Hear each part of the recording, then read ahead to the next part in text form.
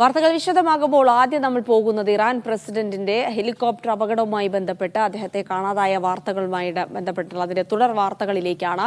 അപകടത്തിൽപ്പെട്ട Iran president Ibrahim റയീസിയെ ഇതുവരെ കണ്ടെത്താൻ കഴിഞ്ഞിട്ടില്ല.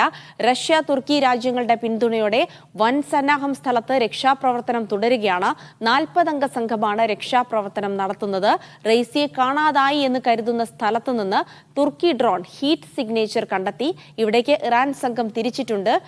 ഒപ്പം തന്നെ ഈ ഹീറ്റ് സിഗ്നേച്ചർ മാത്രമല്ല, ചില മൊബൈൽ സിഗ്നലുകൾ കൂടി ഇവിടെ നിന്ന് ലഭിക്കുന്നു എന്നുള്ള സൂചനകൾ കൂടി വരുന്നുണ്ട്. എന്തായാലും അല്പസമയത്തിനകം തന്നെ ഈ രക്ഷാസംഘത്തിന്, ദൗത്യസംഘത്തിന് കൃത്യമായ സ്ഥലം കണ്ടുപിടിക്കാൻ കഴിയുമെന്ന ഒരു പ്രതീക്ഷയാണുള്ളത്. കൂടുതൽ വിവരങ്ങൾ നമുക്ക് ഈ വിഷയവുമായി ബന്ധപ്പെട്ട് തേടേണ്ടതുണ്ട്. ഇന്റർനാഷണൽ ഡെസ്കിൽ നിന്ന് BK സുഹൈൽ വിവരങ്ങൾ നൽകും. സുഹൈൽ, ഇപ്പോൾ ഹീറ്റ് സിഗ്നേച്ചർ കണ്ടെത്തിയിരിക്കുന്നു തുർക്കിയുടെ ഡ്രോൺ എന്നുള്ളതാണ് ആശ്വാസകരമായ ഒരു വാർത്ത. അതായത് വളരെ പെട്ടെന്ന് തന്നെ കൃത്യമായ ഒരു ഈ സ്ഥലം സ്പോട്ട് ചെയ്യാൻ കഴിയും എന്നുള്ളത് തന്നെയാണ്. രക്ഷാസംഘത്തിന് അവിടേക്ക് എത്തിച്ചേരുക എന്നുള്ളത് അതീവ ദുർഘടമാണ്. നിലവിൽ പ്രതികൂല കാലാവസ്ഥ മൂലമെന്ന് അറിയപ്പെടുന്നു. ഏത് രീതിയിലാണ് ഇപ്പോൾ തെരച്ചിൽ പുരോഗമിക്കുന്നത്? ജിർസി, ഇപ്പോൾ വരുന്ന ഏറ്റവും പുതിയ വാർത്ത എന്ന് പറയുന്നത് എവിടെയാണോ അപകടം നടന്നത് ആ സ്ഥലം ഐഡന്റിഫൈ ചെയ്യാൻ ഈ സംഘത്തിന് സാധിച്ചിരിക്കുന്നു, രക്ഷാസംഘത്തിന് സാധിച്ചിരിക്കുന്നു എന്നുള്ളതാണ്. തുർക്കിയുടെയും അതേപോലെ തന്നെ റഷ്യയുടെയും സഹായത്തോടു കൂടി ആ സ്ഥലം എവിടെയാണ് എന്നുള്ളത് കണ്ടെത്താൻ സാധിച്ചിരിക്കുന്നു എന്നുള്ളത് തന്നെയാണ്. എന്ന് മാത്രമല്ല, 73 സ്പെഷ്യൽ ഫോഴ്സ് സംഘം ഏകദേശം അതിൻ്റെ അടുത്തേക്ക് 2 കിലോമീറ്റർ അടുത്തേക്ക് എവിടെയാണോ അപകടം നടന്നത് അതിൻ്റെ 2 കിലോമീറ്റർ അടുത്തേക്ക് എത്തിയിരിക്കുന്നു എന്നുള്ള ഏറ്റവും പുതിയ വാർത്തകൾ കൂടി ഇപ്പോൾ വരികയാണ്. ഇറാനിയൻ മാധ്യമങ്ങളെല്ലാം തന്നെ ഇപ്പോൾ ഈ വാർത്തകൾ നൽകിക്കൊണ്ടിരിക്കുന്നുണ്ട്. 2 കിലോമീറ്റർ കൂടി പിന്നിട്ട് കഴിഞ്ഞാൽ ഈ അപകട സ്ഥലത്തേക്ക് ഈ സംഘത്തിന് എത്താൻ സാധിക്കുമെന്നും അങ്ങനെ അവിടെ എത്തിക്കഴിഞ്ഞാൽ എന്താണ് ഈ ഹെലികോപ്റ്ററിന് സംഭവിച്ചിട്ടുള്ളത്, ഈ ആളുകളെല്ലാം പ്രസിഡന്റ് ഇബ്രാഹിം റയീസി അതേപോലെ തന്നെ വിദേശകാര്യമന്ത്രി അടക്കമുള്ള ആളുകൾ ജീവനോടെ ഉണ്ടോ, എന്താണ് അവർക്ക് സംഭവിച്ചത് എന്ന് അറിയാൻ സാധിക്കും എന്നുള്ള വാർത്തയാണ് ഇപ്പോൾ പുറത്തു വരുന്നത്. നമ്മൾ മുമ്പ് ഉള്ള ബുള്ളറ്റിനുകളെല്ലാം സൂചിപ്പിച്ചതുപോലെ തന്നെ ഇപ്പോൾ അവിടെ ഏകദേശം സമയം 6 മണി പിന്നിട്ടിരിക്കുന്നു രാവിലെ. അതുകൊണ്ട് വെളിച്ചവും കൂടുതൽ സൗകര്യങ്ങളും എത്തിയിരിക്കുന്നു. കഴിഞ്ഞ രാത്രി ആയതുകൊണ്ടും കനത്ത മഴയും മൂടൽമഞ്ഞും ആയതുകൊണ്ടായിരുന്നു ഈ രക്ഷാദൗത്യത്തിന് വലിയ പ്രതിസന്ധി ഉണ്ടായിരുന്നത്. പക്ഷേ ഇപ്പോൾ നേരം പുലർന്നിരിക്കുന്നു. കുറച്ചുകൂടി സൗകര്യത്തോടു കൂടി തന്നെ രക്ഷാപ്രവർത്തനങ്ങൾ നടത്താൻ പറ്റാവുന്ന ഒരു സാഹചര്യമുണ്ട്.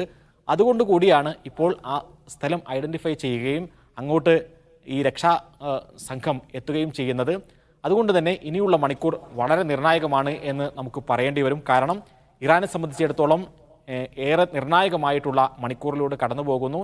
ഇബ്രാഹിം റയീസി എന്ന് പറയുന്നത് ഇറാനെ സംബന്ധിച്ചിടത്തോളം ആയത്തുള്ള അലി ഖാംനായിക്ക് ശേഷം ഏറ്റവും പ്രധാനപ്പെട്ട വ്യക്തിത്വമാണ്. അലി ഖാംനായിക്ക് ശേഷം അദ്ദേഹത്തിൻ്റെ പിന്തുടർച്ച കരുതപ്പെടുന്ന വ്യക്തി കൂടിയാണ്. അതോടൊപ്പം തന്നെ വിദേശകാര്യമന്ത്രി അടക്കമുള്ള ആളുകൾ കൂടിയുണ്ട്. അതുകൊണ്ട് തന്നെ ഈ ആളുകൾ ജീവനോടെ ഉണ്ടോ എന്നുള്ള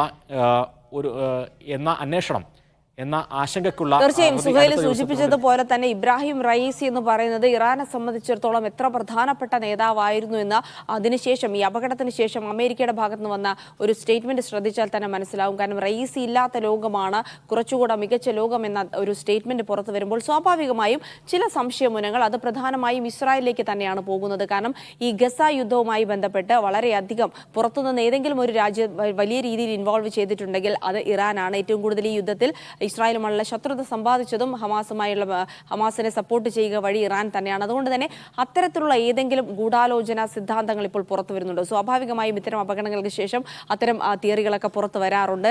അത്തരത്തിൽ ഏതെങ്കിലും സംശയങ്ങളിലേക്ക് എത്തിച്ചേരാൻ നിലവിൽ തക്കതായ കാരണമുണ്ട്. ഒരു സ്വാഭാവികമായി ഉണ്ടായ ക്രാഷ് ലാൻഡിംഗ് എന്നതിനപ്പുറത്തേക്കുള്ള സംശയങ്ങൾ ഇപ്പോൾ ജനിക്കേണ്ടതായ ഒരു സാഹചര്യമുണ്ടോ? ഇറാനും അതേപോലെ തന്നെ ഇറാനെ സപ്പോർട്ട് ചെയ്യുന്ന രാജ്യങ്ങളും ഇപ്പോൾ ഏറ്റവും കൂടുതൽ പ്രാധാന്യം നൽകുകയും പ്രഥമ പരിഗണന നൽകുന്നതും ഈ ഒരു അപകട സ്ഥലം കണ്ടെത്താനും ഇബ്രാഹിം റയീസിയെയും അതേപോലെ തന്നെ ആ സംഘത്തിലുള്ള ആളുകളെയും കണ്ടെത്താനാണ്. ഇവരെ കണ്ടെത്തിക്കഴിഞ്ഞാൽ തീർച്ചയായും ആ തരത്തിലുള്ള അന്വേഷണങ്ങളിലേക്ക് പോകുമെന്നുള്ള കാര്യത്തിൽ ഒരു സംശയവുമില്ല.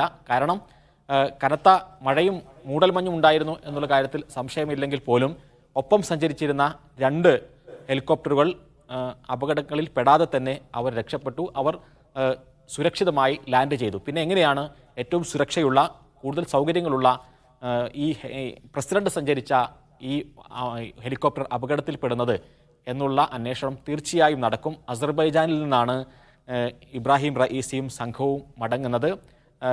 അസർബൈജാനും ഇസ്രായേലും തമ്മിലുള്ള ബന്ധം അതേപോലെ തന്നെ ഈ അടുത്ത സമയകാലങ്ങളിൽ ഇസ്രായേൽ ഇറാൻ്റെ പ്രധാനപ്പെട്ട നേതാക്കൾക്കുമേൽ നടത്തിയിട്ടുള്ള വധശ്രമങ്ങളും തീർച്ചയായും ഈ കാര്യങ്ങളെല്ലാം ഏറെ പ്രാധാന്യത്തോടു കൂടി തന്നെ സോഷ്യൽ മീഡിയയിലടക്കം ചർച്ചകൾ നടക്കുന്നുണ്ട്.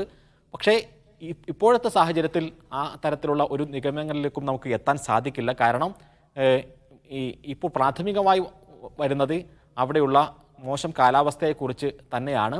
അതുകൊണ്ട് പക്ഷേ ഇപ്പോൾ ഇസ്രായേലും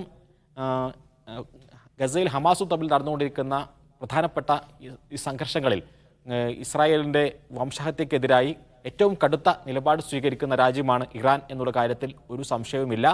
ഹമാസിന് സാമ്പത്തികവും അതേപോലെ തന്നെ സൈനികവുമായിട്ടുള്ള സഹായം നൽകുന്നത് ഇറാനാണ് എന്നുള്ള ആരോപണം ഇസ്രായേൽ നേരത്തെ തന്നെ ശക്തമാക്കിയിരുന്നു. എന്ന് മാത്രമല്ല ഇറാനിലേക്ക് നേരിട്ട് ഹമാസിൻ്റെ രാഷ്ട്രീയകാര്യ മേധാവി ഇസ്മായിൽ ഹനിയ അടക്കമുള്ള ആളുകൾ എത്തി. പലതവണ ഇറാൻ്റെ വിദേശകാര്യ മന്ത്രി ആമിർ ഹുസൈൻ അബ്ദുല്ലാഹി നേരിട്ട് ഖത്തറിലേക്ക് എത്തുകയും ഹമാസുമായി നിരന്തരം സമ്പർക്കങ്ങൾ പുലർത്തുകയും ചെയ്യുന്നു. ആ അർത്ഥത്തിൽ ഇസ്രായേലും ഇറാനും തമ്മിലുള്ള സംഘർഷം ഏറ്റവും കൂടുതൽ മൂർച്ഛിച്ച ഒരു സമയത്താണ് ഈ അപകടം നടക്കുന്നത്, അല്ലെങ്കിൽ ഈ ഒരു ദുരന്തം നടക്കുന്നത് എന്നുള്ളത് കൊണ്ട് തന്നെ ഇപ്പോഴത്തെ സാഹചര്യത്തിൽ ആ തരത്തിലേക്കുള്ള ചർച്ചകൾ നീളുന്നത് ഒരു അസ്വാഭാവികതയുമില്ല. പക്ഷേ അതിൽ കൂടുതൽ വ്യക്തത വരേണ്ടിയിരിക്കുന്നു എന്നാണ് നമുക്ക് പറയാൻ സാധിക്കുക.